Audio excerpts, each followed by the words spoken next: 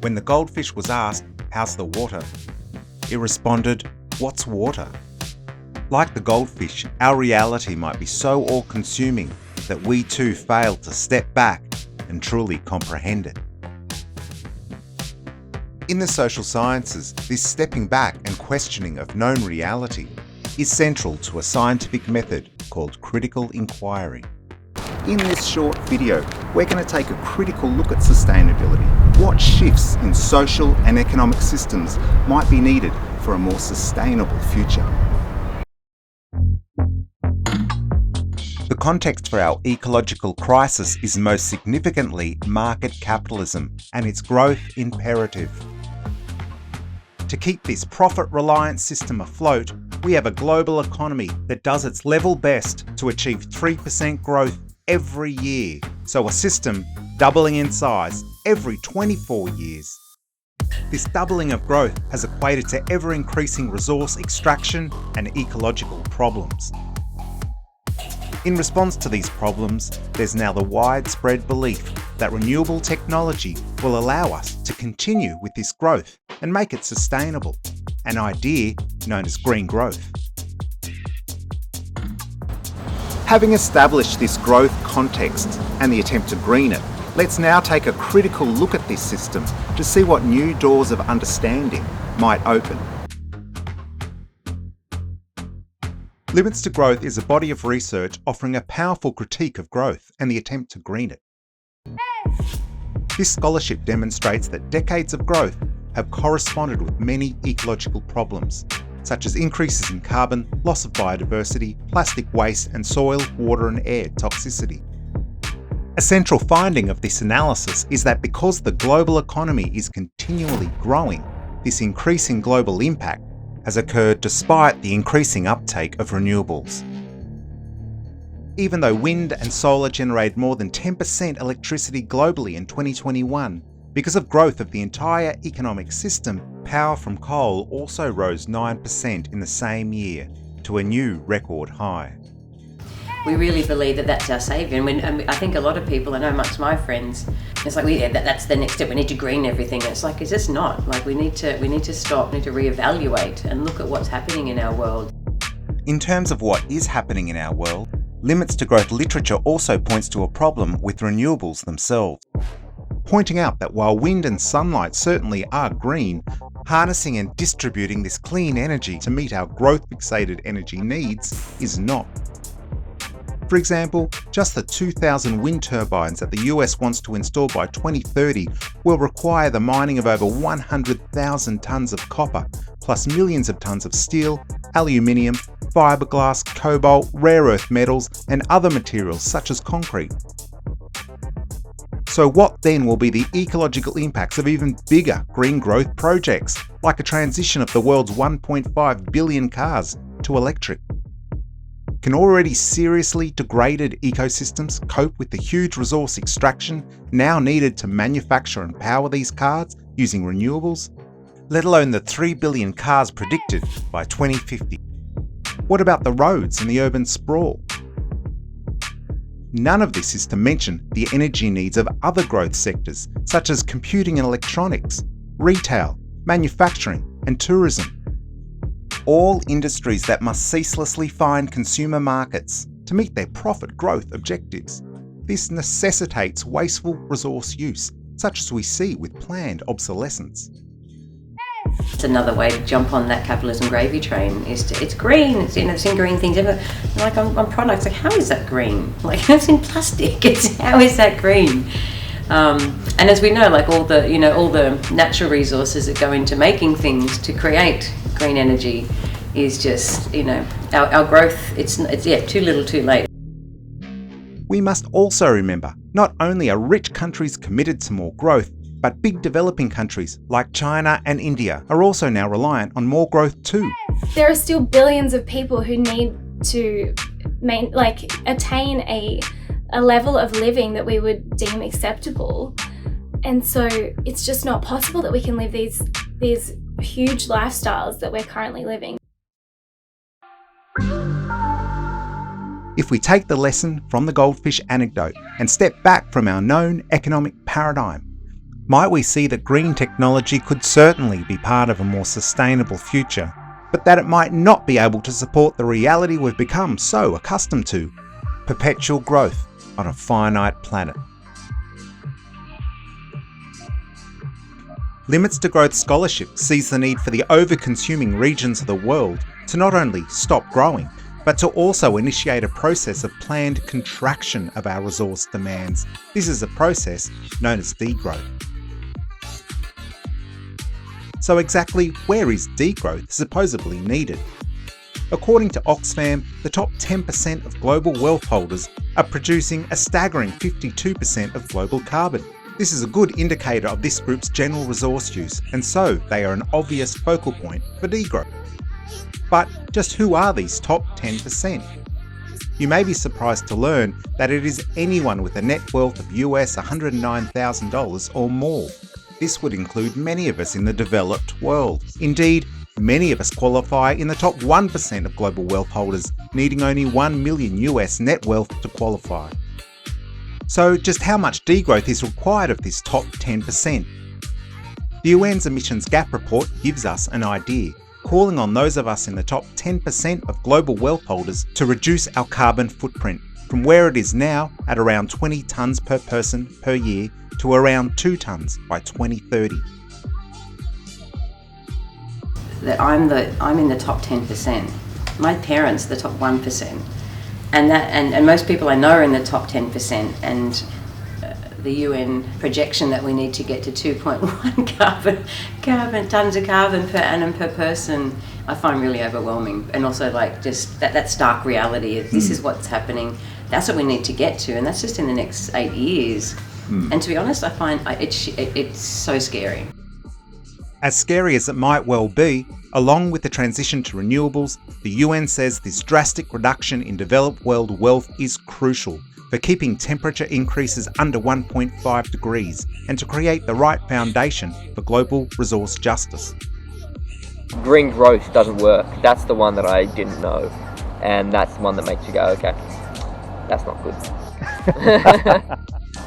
It's a changing of lifestyles, a changing of culture, is what's necessary, and that's the key that I took away. We do need to, as individuals, completely change our lifestyles and be prepared for that. And I'm not sure that people are. People are very ready to just blame companies and politicians. It took so long for people to start saying like, oh yeah, we should probably do something. So now I think for people to be told like that's not enough, we actually need to do a whole lot more. Like we need this massive structural change in our society. I'm not sure if people are ready to hear that, which is scary, and we're already seeing the impacts of climate change.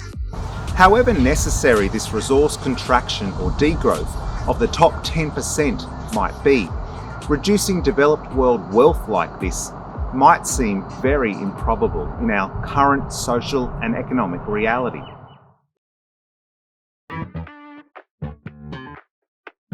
Everyone's kind of focused on like, I need money now because I need to live, I need to pay my bills. So even if we want to kind of look on the bigger level and think like what we're doing is killing our planet, we almost like don't have the opportunity to do that. And it is that like politics of paralysis of, do we kind of suffer now for the benefit of our planet, or do we just keep ourselves afloat and like hurt the planet long term? While the need for degrowth is clearly urgent, to achieve it, we first need to face a major hurdle. Currently, we must simply continue to grow our economy to avoid the many social problems that stem from economic decline, such as unemployment. How can governments or any one of us embrace degrowth when we need the jobs that depend on consumerism, just to put roofs over people's heads? For instance, COVID's huge impact on the tourist industry had the positive effect of reducing some of the most unnecessary consumer carbon emissions associated with their air travel. But it also put thousands of people out of work, exposing them to serious economic and social problems. In the face of this immediate economic survival imperative, our longer-term climate imperative is all too often set aside by governments and by many of us individually. Rents are high and everything, life is hard by us, the standards that we're used to, sort of thing. And and everything I think around is causing a sort of a degrounding, so people are not as open to things that would mean change. And that's the how do we overcome that? The politicians do need to pledge that they will grow, otherwise they won't get power. And probably on the one hand they understand that there is ecological impact of that growth, but I guess that always comes secondary to the economy and to just the promises they have to make. It's a survival imperative, I guess, for just everyday people. What would you say to them directly this morning? Well, I'd say pull your heads in, get out of the way, and stop hurting other people going about their lives, running their businesses, and standing in the way of growing our economy. Yeah, there is a real tension between the need for economic growth and the devastation that causes on the environment, which is real. This tension between economic and ecological survival has created a sort of politics of paralysis, where our reliance on jobs and growth is in serious tension with the planet's limits to growth. To get to the heart of this unworkable tension, we must deepen our critical inquiry to trace our reliance on this growth market paradigm back to its origins. What we find when we do this may be a surprise to many of you. It's capitalism's very first privatisation, the privatisation of land. While there are examples of feudal land domination and ownership as far back as antiquity, market capitalism's first privatisation largely began with 16th century European land enclosures. Spreading through colonisation, people the world over were forced out of the oldest form of human settlement, local collaboration on land commons, and onto private land. The key point here is that when something we all need for survival, land, becomes privatised, we then have no choice but to sell our labour to the market so that we might buy or rent it back to secure housing and food. I want to buy a house one day because that's what gives you financial security in this current economic framework, and I want that. So I know that I am going to work 5 days a week, even if it means I'm contributing to an unsustainable lifestyle. I mean, mortgage it's debt for life, debt to death, or something. That's what it means in Latin, and it really is that you have to concentrate all your energy on, the Australian dream. This land foundation has huge implications for most of us, affecting what we do for work, how much we work, our need for a car, as well as a host of other lifestyle decisions. This often means that any attempt at dropping out of consumerism first involves a whole lot of dropping in to secure this massive, often lifelong, cost of land. For me, it means I'm going to be working for the rest of my life 5 days a week. Even currently, I don't have time to help out my community. I don't have time to volunteer. I don't have time to grow my own food or to make things. Even back in the day, my grandma used to sew clothes because she had that little bit more time. I don't have time to do that, so I'm always working. So that means I have to kind of buy things and contribute to a lifestyle that I know is unsustainable. So, land privatisation sits at the proverbial base of the iceberg. It is what most fundamentally makes us reliant on economic growth for the jobs to buy or rent housing. We have now reached limits to this economic growth in that it's causing ecological breakdown. The privatisation of land, I guess I understood that somewhere back in the recesses of my brain, but I have to bring that to the forefront and going, hang on, actually, yeah, that's foundational to everything. Yeah. Fucking capital. Oh, sorry, capital. Yeah. Since doing the unit, I've been to a few climate change exhibitions and talks and that sort of thing, and they never touch on the land issue, and they'll talk about all these things sort of around it, but never get to the heart of it. And I guess, after knowing that, it's hard to unsee it. It's yeah, it's obvious that this is at the heart of it and no one's talking about it.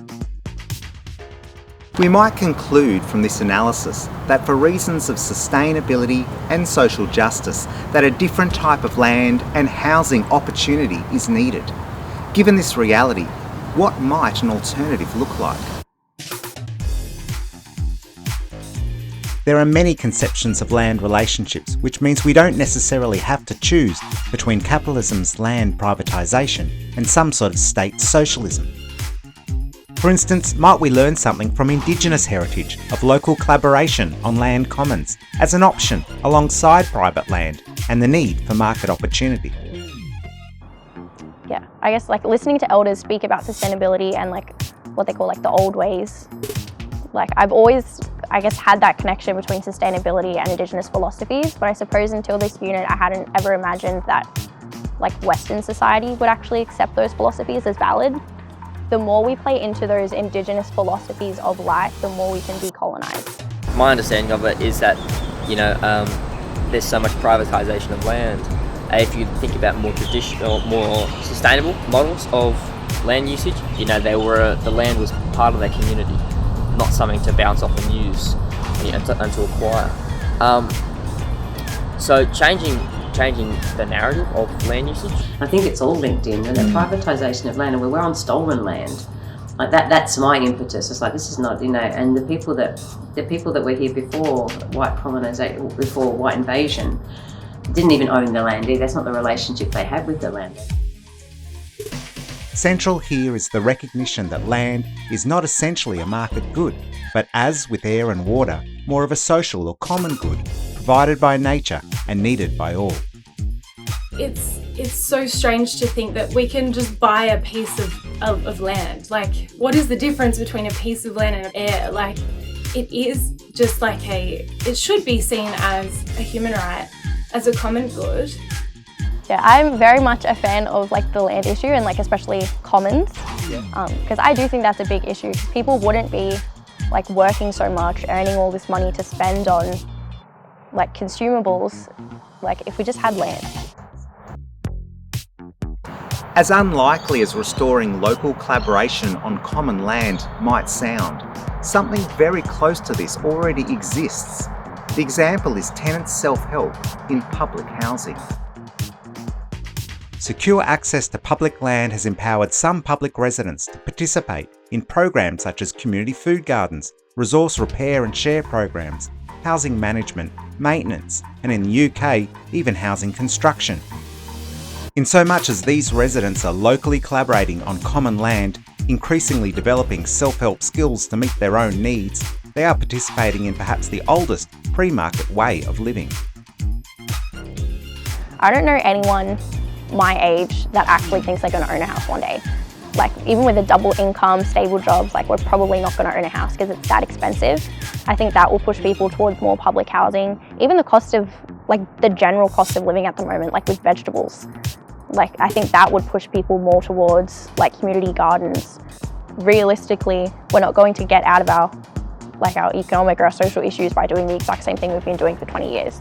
So I think having those kind of out of the box ideas like expanding social housing, I definitely think that's something to keep an eye out for in policy over the next 10 years. In a world where many people are unable to achieve security through the market, tens of millions in the global north and billions of people in the global south, where they are falling victim to globalisation of labour, technological job redundancy, homelessness, and increasingly there's a growing group likely to find themselves without market opportunity because of ecological limits to growth. For many of these people, commons housing and productive collaboration could represent a significant new opportunity in material security. Where welfare and now a universal basic income is often proposed to help secure basic needs, might self-help on commons mean people need a much smaller income and therefore become much less market reliant and more sustainable? Could such an option also be preferable for the leaders and wealthy in society who push for alternatives to the increasing cost of welfare and who want to avoid the unrest, that growing poverty inevitably creates. There would need to be that kind of restructure of like the way we look at social housing. How can we actually be productive? How can we make this, I guess, better for our society? And if more people are doing it, I guess the government would kind of want to find ways to like make it more productive for them. And part of that would be community development projects. So. Could this option help balance the downsides and complement the many benefits of our market society? In the critical inquiry we have undertaken, we have stood back from our current growth paradigm and the attempt to green it with green growth. We challenged these green growth assumptions with the insights provided by limits to growth and looked at the evidence for the need for degrowth amongst the wealthiest 10%. This led us to investigate the politics of paralysis, why, despite present dangers, we're all dependent on even more market growth to survive. This took us on a deep dive into the foundations of our dependence on this growth market society. The first, privatisation, land privatisation. Finally, we looked at a possible way to provide an alternative to our reliance on unsustainable growth by restoring perhaps the oldest model of settlement, local collaboration on commons, but in a modern, urban context. Our society can function in other ways. Societies have functioned in other ways for thousands of years before. So it is possible. Aside from like opening up my eyes to like what genuine sustainability looks like, it's also like shown me that we're not just doomed. Like there are other ways. It's just a matter of like implementing that structural change. With so many major problems on the horizon, could this oldest form of human connection to land and to each other help us balance our reliance on growth and help us respond to the many problems it's causing? Might many benefits come from combining the best of both market and commons systems, helping us achieve a future better than anywhere we've been before?